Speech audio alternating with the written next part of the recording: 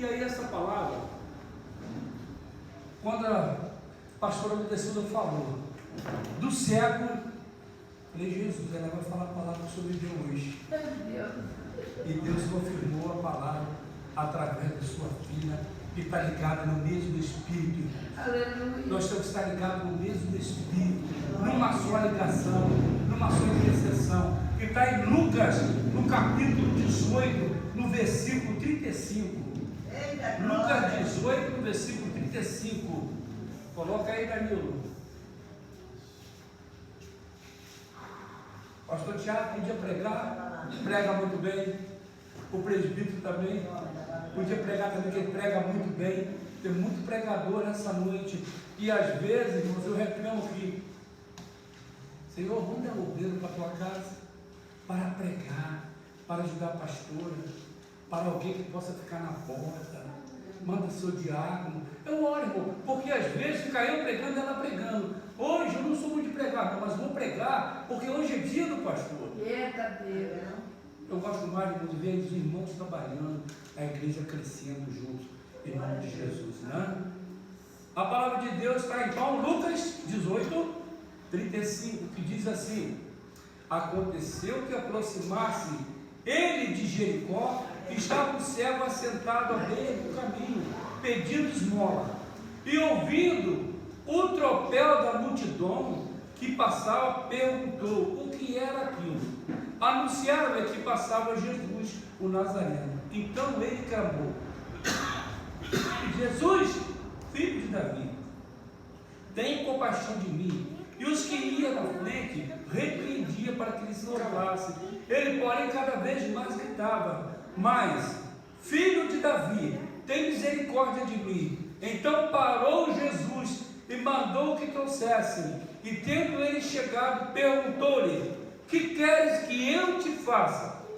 Respondeu ele: Senhor, que eu torne a ver. Então Jesus lhe disse: recupere a tua vista, e a tua fé te salvou. Imediatamente tornou a ver e seguia o glorificando a Deus, e dando o povo, e todo o povo vendo isto, dava louvores ao Senhor.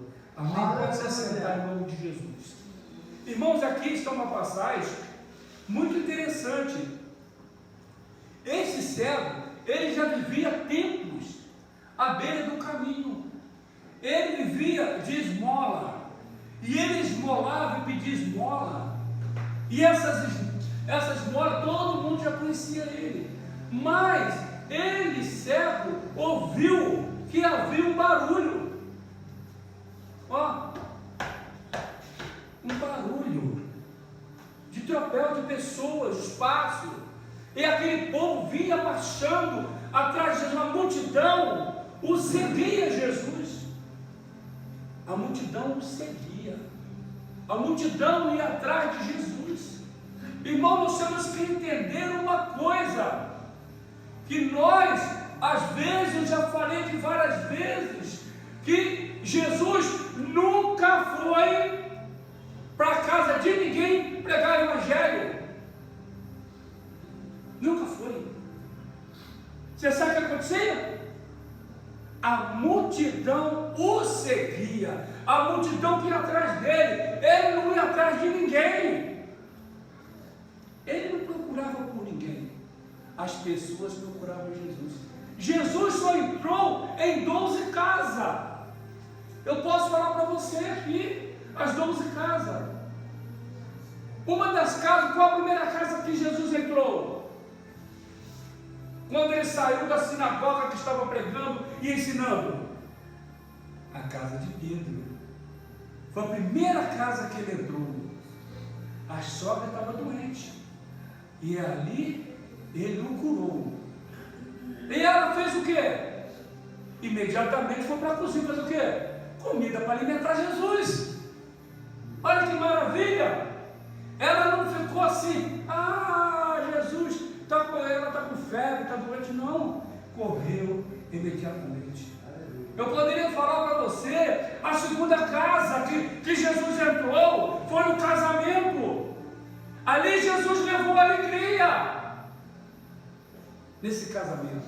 Alegria, o vinho significa alegria. Toda pessoa que bebe vinho, ele fica alegre, fica fora de si. Jesus não multiplicou água e suco de vinho, não. Era vinho bom, vinho puro. Como que se viu para os convidados um suco de uva?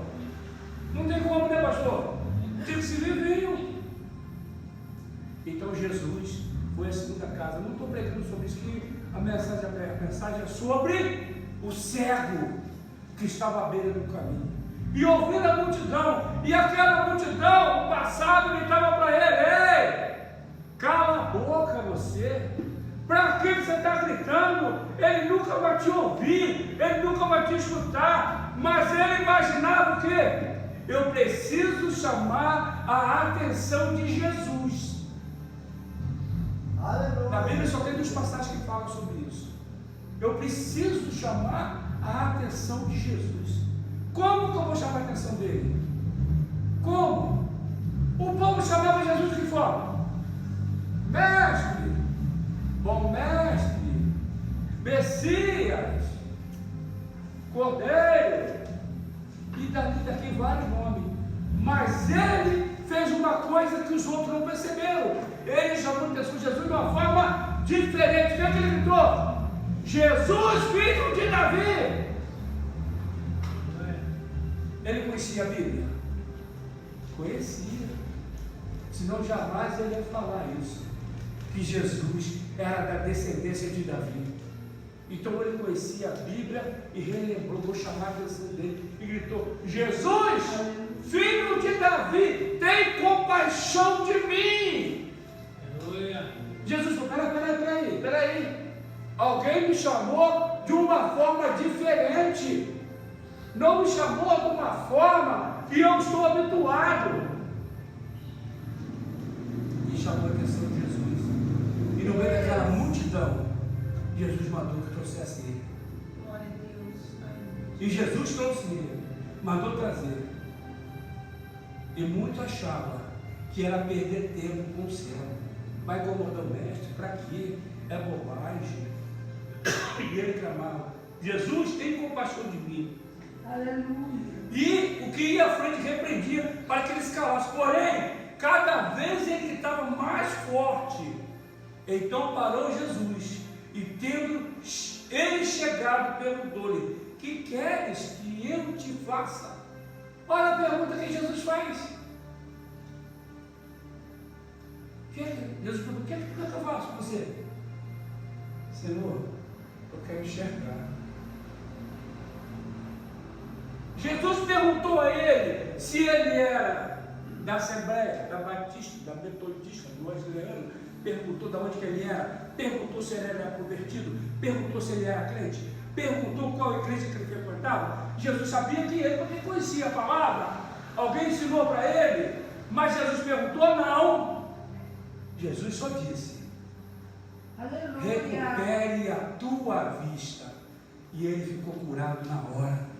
Aleluia. Jesus, irmão, não faz acepção de pessoa. Jesus não julga a pessoa. Jesus não critica a pessoa. Jesus não olha para a aparência da pessoa. Jesus não olha como tu está vestido, como tu traz, como que tu anda, não. Jesus olha o teu interior. Jesus olha para dentro de você e vê o que você pode dar para Ele. É isso que Jesus olha. Jesus está olhando para você. Ele contempla a tua vida.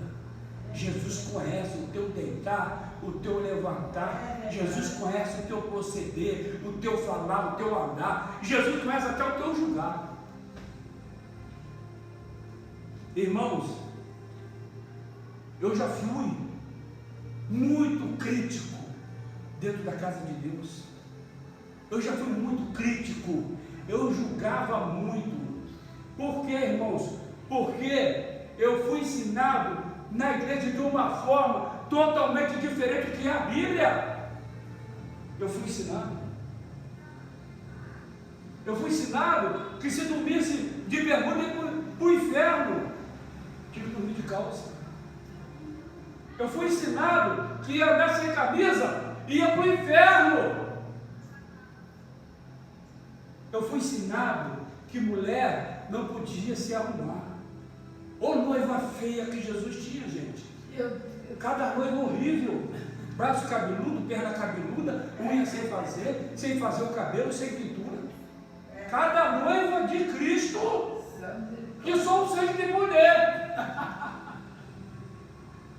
A noiva, irmã, quando vai para o casamento, é o dia mais especial para ela. Ela vai bem arrumada, passa o dia inteiro no salão, se arrumando, pintando unha, fazendo cabelo, passando creme, para encontrar com o seu noivo. E aí, eu abri a Bíblia, estava lá em João Batista. Andou nu e pelado 3 anos. Falei, peraí. Nu? Pelado? Mas Deus alimentava ele estava nu. Falei, gente, então não é pecado andar sem camisa. Não é. Aí o que ele fez? João Batista, quando foi fazer o ministério dele, o que ele fez? O que ele fez? Você sabe? Pegou a veste de um urso e se cobriu e saiu para fazer a obra de Deus. Ele não tinha roupa, irmãos. Ele era uma veste de urso, um couro de urso que cobria ele. E ele foi a veste e foi fazer a obra de Deus. E quem ele batizou? Jesus. É isso que nós temos que entender. Servir a Deus é você saber o teu limite. Qual a maior doutrina de uma igreja? Você sabe qual a maior doutrina dessa igreja aqui? Aqui tem doutrina. Tem uma só. Nós temos uma doutrina aqui. É do Espírito Santo. É aquela que se diz que você faz ou não faz. Não é eu.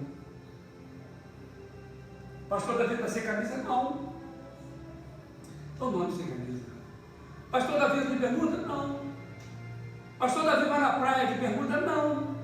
Ou de calça, de camisa. Mas por quê? Não é como de pecado, não. É porque o Espírito Santo me incomoda para mim não colocar, gente. O Espírito Santo não quer que eu coloque. Eu me sinto como se eu estivesse nu, então eu não uso. Mas eu não digo que não é proibido, não. Aleluia. É isso. A maior doutrina. Essa igreja tem o quê? Regras. Aqui tem regras e não doutrina. Regras.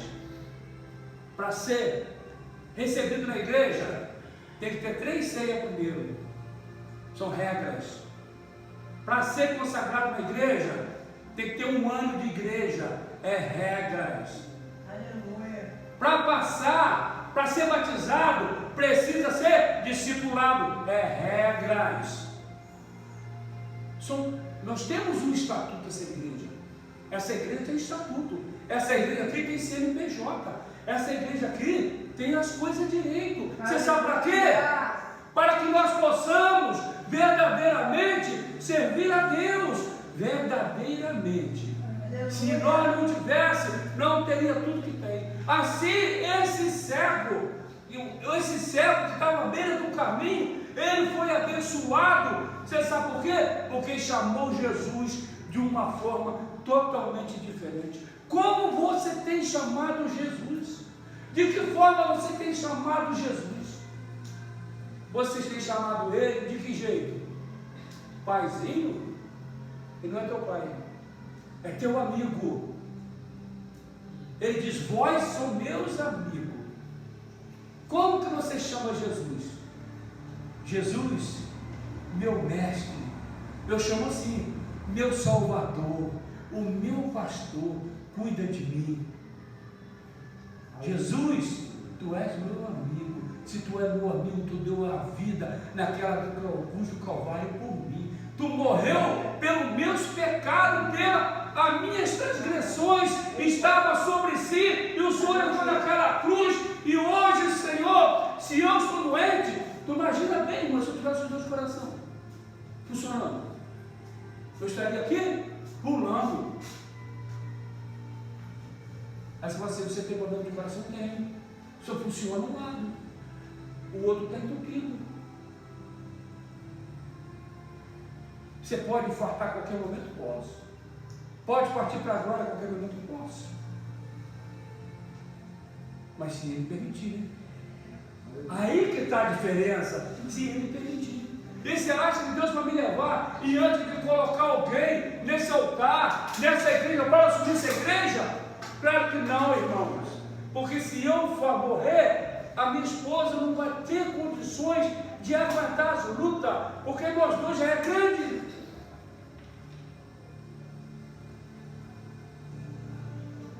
Nós tinha igreja já estava com 6 meses de ministério.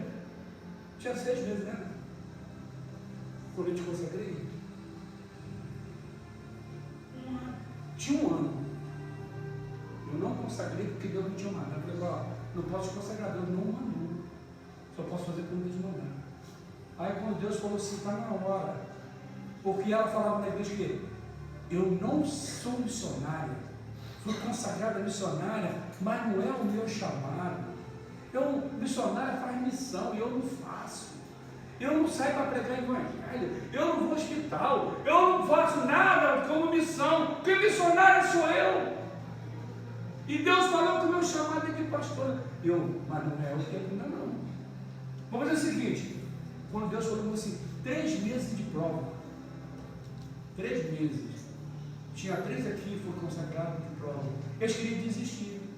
No primeiro mês, parar, eu não estou aguentando, estou brigando dentro de casa, eu estou perdendo tudo, a minha mulher só sabe brigar comigo, o outro, ela está dando tudo errado no trabalho, está dando tudo errado no afrontamento, essa aqui não aguentava a luta, eu não aguento mais, Jesus, aí foi botar o tal do manto, para quê? Vou botar um manto aqui, bota aqui. Bota aquele manto com aquela roupa branca. Como é que chama aquilo? É manto mesmo. É manto? Botou aqui, eles colocavam assim. Eu vou botar o manto assim. Não faça isso. Não faça isso. Tu não vai aguentar. Verão, irmão. Calor de 40 graus daqui no Marilé a pé e trabalhar com aquele roupa por baixo, aquele roubarão por cima. Todo mundo olhando para ela. Foi lá no médico quase caiu tudo para trás comigo. Ela não aguentou. Quando foi 20 dias, não foi? Ela teve que entregar. Ela ficou um mês. Irmãos, então nós não precisamos nos sacrificar para servir a Deus. Esse homem que foi curado, qual o maior sacrifício que ele fez? Ele teve que fazer o quê? Ir até Jesus. Jesus não foi a ele. Ele foi até Jesus, mesmo cego, chegou até Jesus. Quanto mais tu se chega a Deus, mais Ele se chega a ti. Quanto mais você busca, mais Ele te dá. Você só dá quem busca. Só recebe aquele que busca. Só vai ser abençoado aquele que busca. Vai no monte? Continua indo. Gosta de orar? Continua orando. Gosta de jejuar? Continua jejuando, mas jejuar, eu vou terminar já a palavra. Sabe como se jejua? Eu ensino aqui na igreja. Como que se jejua? Jejuar não é passar fome. Quinta-feira eu vou assim, quinta-feira eu vou fazer um jejum para tu ser uma bênção. Eu tenho propósito. Aí eu jejuo. Domingo eu vou na casa de uma irmã, na casa da pastora Silvana. Vou dar um exemplo, vou na casa dela. Eu vou jejuar para mim lá. Eu tenho um propósito. Agora não vou jejuar todo dia. Estou em jejum. Estou em jejum para quê? Você tem que ter propósito. Para você jejuar, senão Deus não recebe. É sacrifício de tolo, que a Bíblia diz. Você tem que jejuar, irmãos. Olha só, eu quero que meu filho se converta. Então você jejua e faz o voto, mas cumpra. Porque você não pode fazer voto. Quem pregou sobre voto aqui? Foi o presbítero, não foi? O senhor que falou um dia sobre voto, não foi? Na última mensagem que o senhor pregou aqui? Foi não? Alguém pregou que não se... Ou foi Thiago, não sei, alguém pregou. que não devemos fazer voto que não podemos cumprir. E se a gente fez voto, cumpra. E ainda falei mais ainda nisso. Eu também falei, não foi? Que quando. Não foi? Foi quando Ananias e Safira fizeram voto e não cumpriram. Foi estudo de terça e morreu. Esse foi estudo de terça-feira. Então, irmãos, cumpra os votos, cumpra aquilo, jejua. Eu também jejuo, nós jejuamos com propósito. Quer arrumar um casamento? Jejua para arrumar um casamento, Deus mandar. E orar, principalmente orar. Eu orei 5 anos para mim me casar. 5 anos orando. Senhor, eu preciso me casar. Eu estou 5 anos sozinho. Eu tenho 2 filhos pequenos. Mas eu quero uma mulher, 45 anos, mulher de Deus. Eu coloquei uma lista e Deus me deu. E Deus me abençoou. Amém? É isso, irmão. Peça a Deus. Aleluia. Peça a Deus e depois não diga: Deus me amaldiçoou, me deu essa pessoa. Se você pediu, irmão, eu dou bênção. É bênção para você. Não julgue para não ser julgado. Não critica para pagar preço. Não fale mal de pastor. Não critica ministério de ninguém. Eu aqui nunca falei mal de nenhum pastor que eu passei. Não falo assim, sabe por quê? Não falo. Porque eu sei que ele é ungido do Senhor. Às vezes não serviu para mim, mas serve para outro. Aleluia. Né? Vocês estão sem ministério? Não é porque vocês querem, não. É porque Deus está tratando primeiro. Vai dar no tempo certo. Deus vai colocar no momento certo na tua mão. Deus, eu perdi meu ministério. Deus vai restaurar. E se Deus te chamou para auxiliar o pastor? Aí, você vai largar de servir a Deus? Não, irmãos. Se o presbítero aqui na nossa igreja, nós não temos um presbítero, temos um presbítero que não pode orar por ninguém. O presbítero dentro da igreja é o maior cargo do que do pastor. O cargo de presbítero é maior do que do pastor. Pastor é